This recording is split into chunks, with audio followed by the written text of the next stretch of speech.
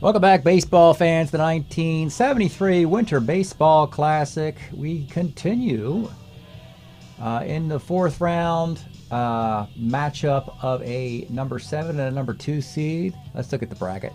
We'll take a peek at this before we start what we're doing. So in this bracket here, the very competitive seeds 8 through 1, just a few games apart. We had a number 4 Memphis to take care of a 5. We did have a mild upset. Number 6 Mississippi took care of a number 3.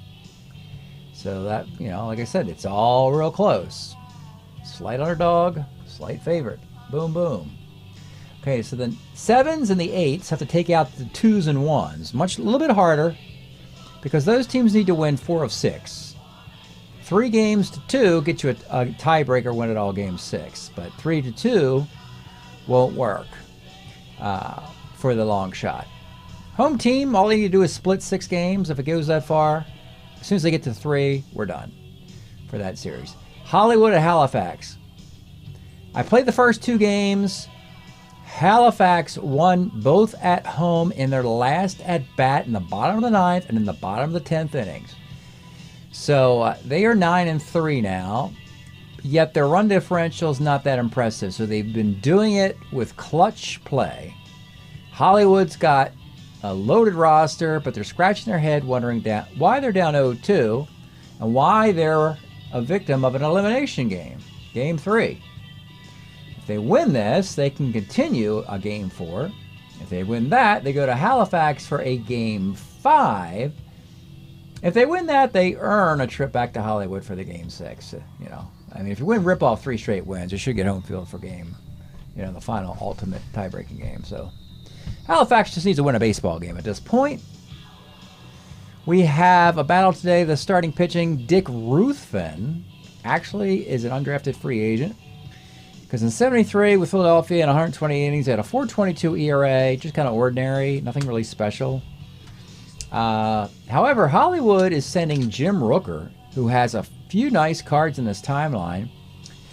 The 73 card we're using might be the best, though we're not using it because he doesn't pitch on 3 days rest. Though he's got a 2.86 ERA, and though this card definitely passes the eyeball test, particularly against left-handed batters, he's very difficult against them. Dick Ruthven, Jim Rooker.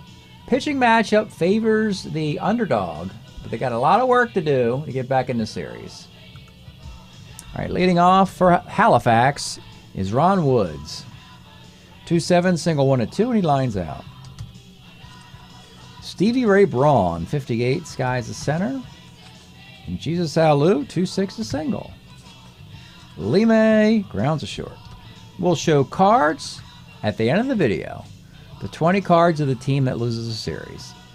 LaRon Lee, 59, homer 1-2, fly ball. That's a fly ball. Bobby Grich, skies the center. And Joe Morgan, comebacker to the mound. Dick Ruthven, can you field your position? And no, you cannot. You're an E38. And there things like that, I mean, you're almost in the league, and the guy goes, that's it. I was going to put you on my team, but I found that you're an E38, so I'm done with you. I mean, when you're Jags, all these just-a-guy right-handed pitchers, they're a dime a dozen. So, got to be special in some manner. Arif and Ruthven will now have to face Bobby Mercer. 411 right X, out in right field, we have, Lou Pinella's a 4-4. That's a single. And you see how this inning continues, folks. Ken Henderson, 111, grounds to second base. No damage. Top of 2. Billy Williams, in continuing his Chicago Cub career, flies to right. Lou Piniella rolls over to first. And Carlton Fisk, 48, double 1-6, base hit. Danny Thompson, the tragic case of Danny Thompson, skies the center X. But that's Bobby Mercer's a 1 still. Bottom of 2 here in Hollywood. It's Doug Rader. 2-8's K. Ed Kirkpatrick, 35, rolls second. Bob Robertson, 59, triple 1-5, base hit. Elrod Hendricks, 39, lines second base. Mike Andrews, 1-8, is a guy at a center field. Ron Woods back up top, 64, lines of short. Steve Braun, 37 is a walk. And Jesus Alou, 68, single 1 to 6. Can't get it. He's put 3 guys on, but Jim Rooker's doing his part. Scoreless. Bottom of the 3rd, Ron Lee, 58, triple 1 to 4, base hit. Sea Stealer. Bobby Gritch, 48, walk. Here we go. Dick Ruthven digging a hole. Joe Morgan, 110, misses a card, implies the right. Bobby Mercer, 111, fielder's choice. On the corners with 2 outs for Ken Henderson. 410, third extra. Third baseman is Steve Braun. Bad infield defense for a visiting team is not a good recipe for success, even though you're winning the series to this point. And that is, of course, an error. And that will score a run. 2 on, 2 outs for Doug Rader. And he promptly 1-7, homer 1 to 10. And that's a double to center field. And Ken Henderson will certainly run. This is going to be close. 14, 15, 16, -1 Army safe.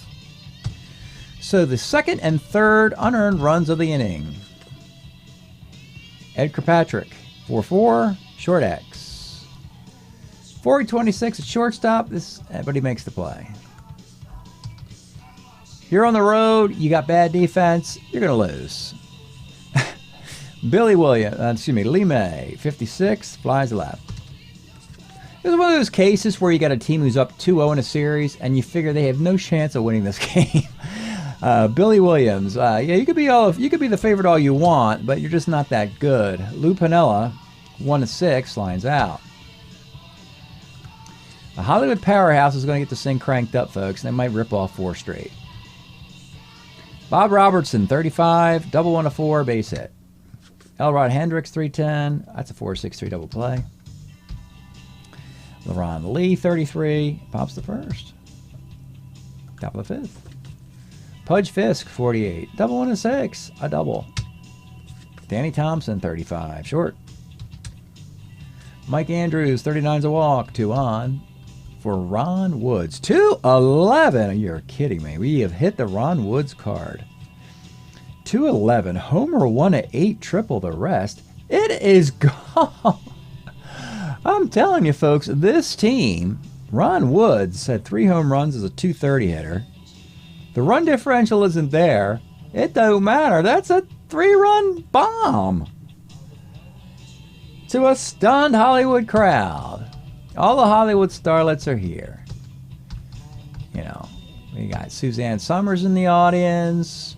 You know, we got Ruth Buzzy out there. We got Goldie Hawn's out there watching the game, but it doesn't matter. Their beloved Hollywood Hills just blown the lead. Stevie Ray Braun, 2-6 grounds a second. To a befuddled Jim Rooker. He does not understand how that ball went over the wall, but it did. And JLU, 67 is a walk. Lee May, 1-8 Lee May, automatic 2-run homer, and holy, change that. Are we going to see a sweep? And then a 10-3 Halifax powerhouse. Power hacks.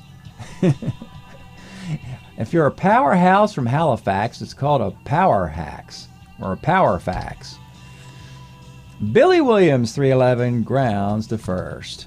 5-3 visitors, the big 5th inning. As we go to the bottom of the 5th, we do want to acknowledge the wonderful little photographs. Halifax here, Cape Point lookout there. Very chilly this time of year. They have a dome stadium for their games. And here in Hollywood, this is the corner. I think this is Las Palmas, Hollywood Boulevard, maybe. This is the old Baroque bookstore. This is where old Red and old Henry Chinaski used to hang out back in the day. So Mr. Bukowski, as it were. Bottom of the 5th. It's Bobby Gritch. 4-4, short X. Shortstop is, again, Danny Thompson, a 4-26, error. You got a lead, but you're still suffering with wretched infield defense. You do have Freddie Podtek and Darrell Chaney on the bench to improve that. Should it come to that. Joe Morgan, 58, triple 1 to 4, and Dick Ruthven obliges by blowing the lead a little bit here. A triple. Tie run at third, nobody out. Bobby Mercer, 32, pops out. They'll bring the infield up with 1 out.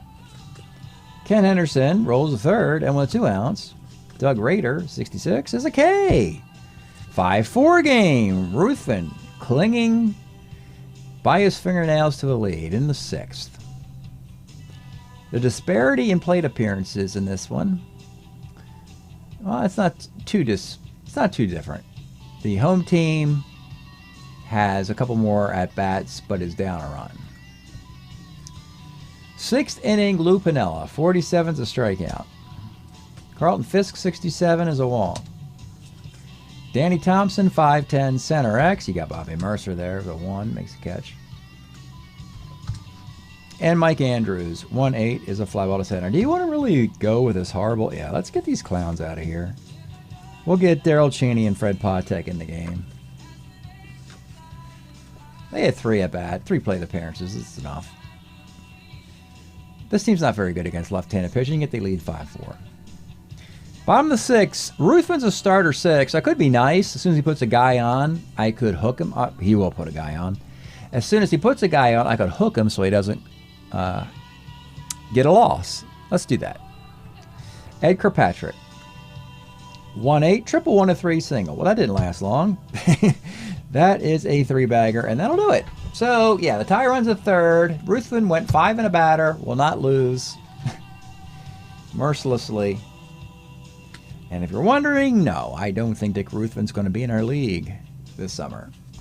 Maybe a little bit later in his career when he improves, but right now his card's not very good. So Fred Sherman comes out of the Halifax bullpen. Very important spring training for Fred, as he's on the waiver list, and he's looking for a new squad. As a left-handed pitcher, he's certainly going to find a team. Lefties always get picked up. And Fred's got a 4.23 ERA as well, pretty much the same as Ruthven. Big difference, he throws left-handed. See? He will face Bob Robertson. The infield will come up, and here's the pitch. 1-4, lefty question mark. Do you want to run this guy, Kirkpatrick? He's a 12, 13, 14.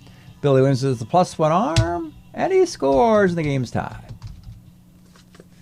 Batting for Elrod Hendricks will be Jeff Torborg. Jeff, 2-7, single on a 1. He lines out. And with 2 outs, back up top to LaRon Lee. 55 is a walk. Bobby Grich, 48, is a single. Joe Morgan, 68. Oh, he lines out. A rare instance where he doesn't come through in the clutch with 2 outs. 5-5 game, folks. We got you some excitement. Jim Rooker is certainly going to continue. He's an outstanding pitcher who has set a ridiculously unlucky 5th inning. Otherwise, it's curtains. Top of the lineup, Ron Woods. 68, single 1-6. Cannot get it. Stevie Ray Braun, 65, pops to second base.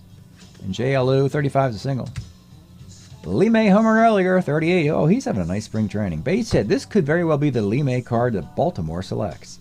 It's a Houston card. That's okay. They've got the rights to him from 73 to 76. So consider it that would be the case where they go out and get Lee May sooner than they actually did. That's all we're doing there. Billy Williams, 2 on, 2 outs. 69 is a grounder to second X. That should be a hit, but when you're Jim Rooker, you're really good. And speaking of really good, Joe Morgan's a 1E10 at second base. That's not happening. Fun game 3. But you know what? I have to also preface that and say the first 2 games were fun as well. I mean, Halifax won them in the final at bat. And Hollywood has to hope for something like that as well. Hollywood could very well be going for 3 straight wins. That's how close it has been. Stretch time music here in wonderful Hollywood. We are enjoying the dulcet tones of, what's this girl's name? Napolitano or something like that? Concrete Blondes Bloodletting LP, which came out, I believe, in 88 or so, 87, 89, somewhere around there. Joey, Caroline, Tomorrow Wendy, Bloodletting. This is a really cool album. Concrete Blonde. Their name was given to them by Michael Stipe of R.E.M. I gave them their name, apparently. That's how the legend goes. Anyway, good stuff coming out of Hollywood. Still in Hollywood was another big hit from this band. Hence, the soundtrack for Hollywood, a band from Hollywood. Bottom of the 7th of a 5-5 game, Fred Sherman. Let's keep going with Fred. It'll be Bobby Mercer. 68 is a liner to the third. Ken Henderson, 110's a single, and now the dangerous Doug Rader who crushes lefties. Time to flip it back to a righty now? Sure. Fred will go after inning and a third. Halifax has been going to the bullpen quite frequently, lefty, righty, and they can do that because you got Fred Sherman, Barry Lersch, Darryl Knowles, and Eddie Watt. Nice bullpen. Barry Lersch comes in. He's also on the waiver list. He's looking for an opportunity to continue his career. He was a Philly in 73 with a 4.41 ERA. His template is one below Dick Ruthven's template. So there's that. Doug Rader's the batter, the runner at first. 210 left. And with 2 outs, it's Ed Kirkpatrick. 210 center. It stays 5-5 in the 8th. Jim Rooker, I'm going to ride him as soon as, until he breaks. Point of weakness, a couple batters in the 8th would do that. It's Lou Piniella. 66, second X, but it's Joe Morgan. You're not going to touch him. Death taxes and Joe Morgan not making a mistake at second base. Carlton Fisk, 57, a K. And Fred Patek now, 58, flies to center field. Barry Lersch will continue. Bottom of the 8th. Bob Robertson. Seems like the trend of winning in your final at bat is very high probability. Robertson, 49, is a single. Or your next to last at bat. Torborg's a B bunter, he'll do that. It's a good bunt. We got the lead run at second base. It's Laron Lee. 47, single one to 19. It's an 18, it's a single. They're on the corners. They got to bring the infield up for Bobby Grich. 55, fly ball to right C. It's too shallow. And now it puts Joe Morgan in a clutch situation. Has an RBI triple in this game, reached run error. He did make the final out of the 6th inning, one of the rare times where he doesn't come through when needed. Here is 1973, Joe Morgan, who's having an incredible tournament to this point, yet his card will not be used because the 1975 Joe Morgan card is in our league, and it's the second best card of the entire decade behind the 1976 Joe Morgan card, which is the best card of the 1970s. So here's the pitch to Joe Morgan. 1-8 is a 3-run home run by Joe Morgan. Did I build him up enough? You tell me, folks. Did I build him up? I told you he had the 2 best cards of the decade. Joe Morgan, and then Joe Morgan. And then some other guys. Maybe George Foster, Rod Carew, perhaps. You throw maybe Stargell in there, and Hank Aaron in there, but no. 3-run bomb by Joe Morgan, and that'll pretty much do this thing. Bobby Mercer, 2-4, pitcher. All right. Rooker will take the rest of the afternoon off. It's an 8-5 game. And it looks like I'll be playing some more baseball, folks. Clay Carroll comes on in the 9th with a 3-run lead. Cincinnati, he's a keeper on the Reds. I don't know if he'll take this year. He's better in other years. It'll be number 9 hitter, Darrell Chaney.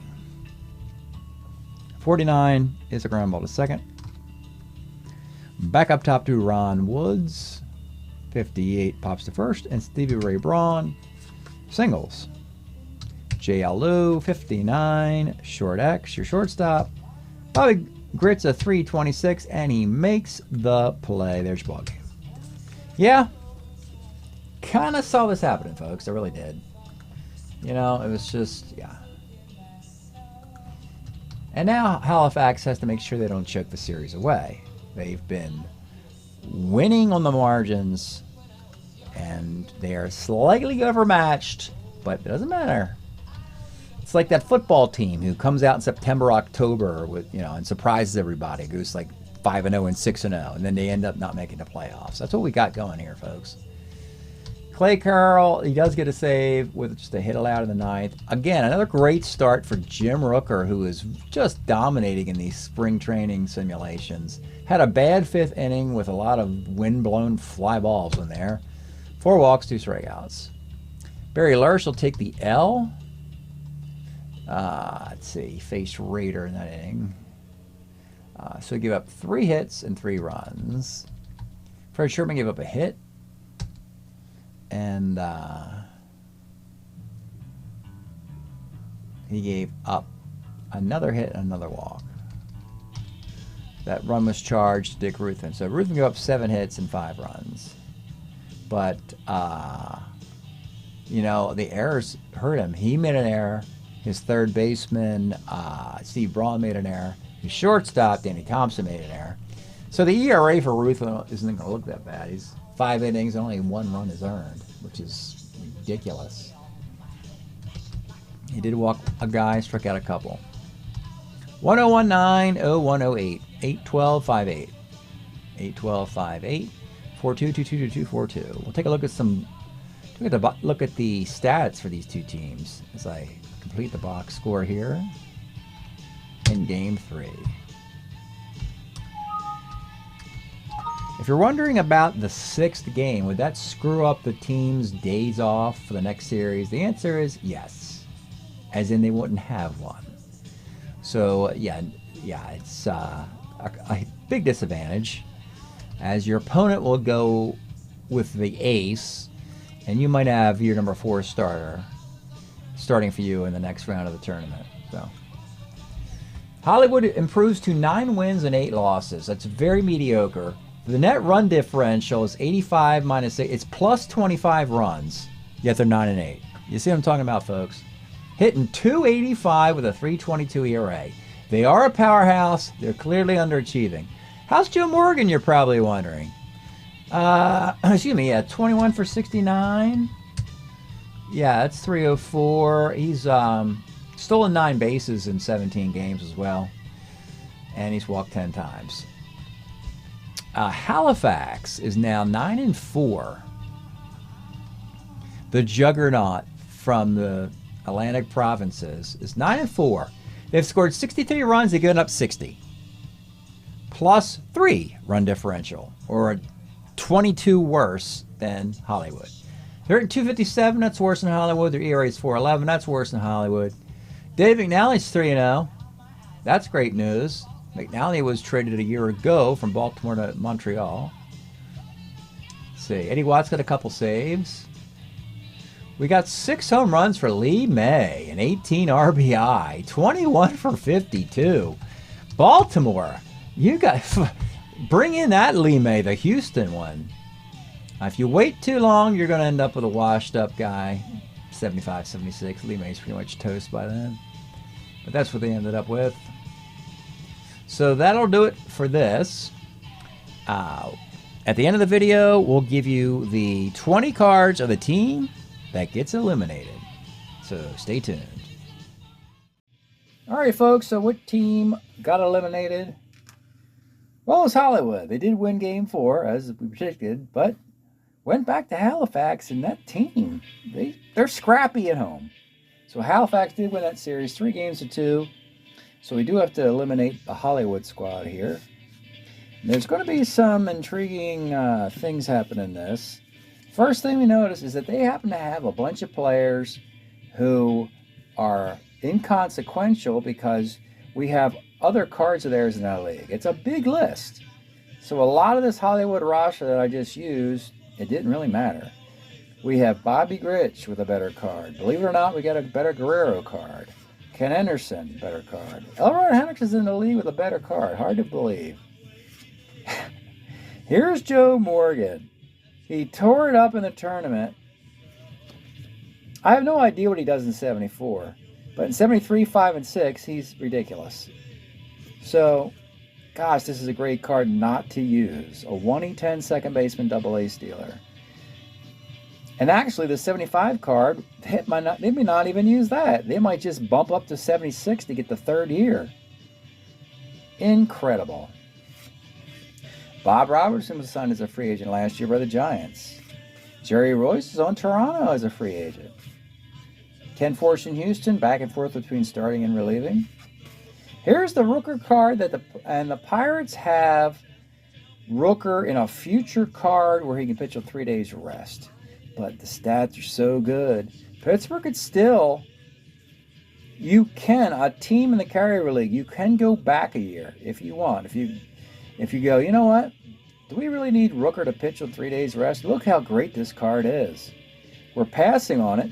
And by the way, the card they use has an ERA above 3. So they're using a less talented version of Jim. But they want him to pitch on 3 days rest where he cannot with this card. Paul Lindblad has a better card with an ERA of 2. They wouldn't want this card anyway. There's way too many men on base for Lindblad. It was so good for Oakland. But not in this particular year. It's just kind of ordinary. So finally, now the consequential cards. Beginning with a 27-year-old Bobby Mercer. Magnificent 71 card. 33 homers in 72. And then he has this, another fantastic year. In the old Yankee Stadium, they're going to renovate in 74, and he's going to play in Shea, and the power is going to drop. So I'm pretty sure I'm predicting the Yankees will go directly to this card. Doug Rader. Houston's got choices to make, but this is what you get out of Rader. You want the 1, you want the home runs. He crushes lefties too. And you want to hit 250 or better. He does all of that. I'm thinking that Houston will take this card. Louis Tiant, I'm not sure about this card. 76 and 75 are good years for Louis. 75 was that great World Series, though his regular season card won 20 games, so it wasn't statistically fantastic. Here he wins 20 as well, a 3.34 ERA. 272 innings. Here you have the homers there. I like this card as a starter 8. Boy, this is really going to come down to the final. Yeah, Boston's going to have to figure out which Tiant card they want to pick. It might rely on who's available in the other years for their other players. All right, Lonborg is property of Las Vegas, and he had a 72 card that was outstanding, went to the All-Star game. That card is gone, and now we have this. He goes from the Phillies the very next year, puts this year together, which is not very good. But then he's got a couple more years in Philadelphia, where it is very good. So that's what Las Vegas has to consider. They'll probably say no to this card. The Reds have the rights to Clay Carroll, of course, in their bullpen. By the way, even though he's a keeper, they might decide during the draft, you know what?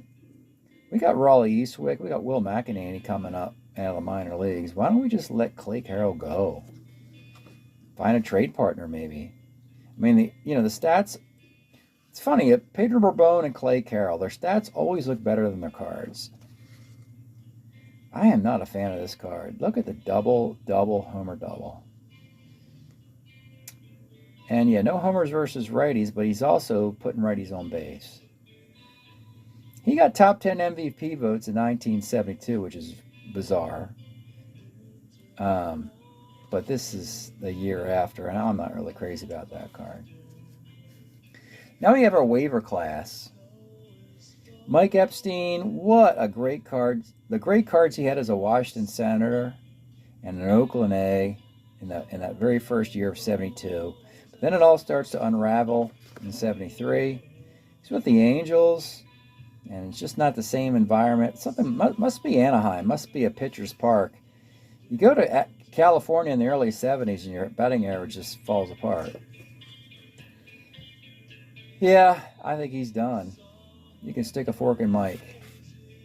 Kirkpatrick still has a little bit of juice left, and he's on waivers. And yes, someone's going to take this guy. You can catch, you can play the corner outfield. Normally you hit lefties reasonably well. He's got other cards in his timeline. Kirkpatrick will be a nice waiver claim for a team that's stuck, looking for a specific positional value. The Padres had a 300 version of Leron Lee. It's not that anymore, of course. It's 237. And frankly, what you have is this is a situation where the percentage against the lefty is reasonable at 14%. If it was unreasonable, he'd be better against righties where it mattered more. But he's got an out on 9. This is the homer chance, and he's no longer an ace stealer, and he can't field defensively. It's going to be tough sledding for LaRon Lee to get into our summer league. Which leaves just a couple guys as undrafted free agents. Torborg was in our league about 4 years ago with a 69 card, I think. Plus arm catcher without power and without much hitting ability.